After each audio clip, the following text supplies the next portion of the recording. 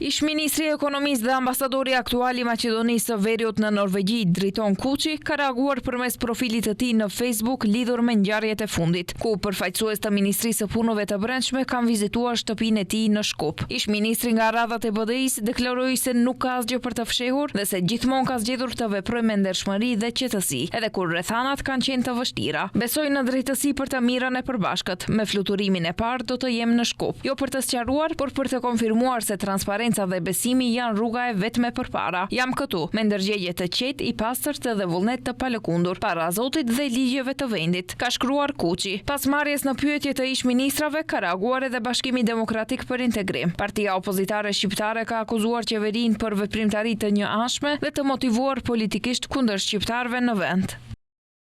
Sot populli shqiptar në vend është në sulm nga institucionet e shtetit të tij, të cilat janë plotësisht të kapura nga interesat politike dhe etnocentriste të qeverisë.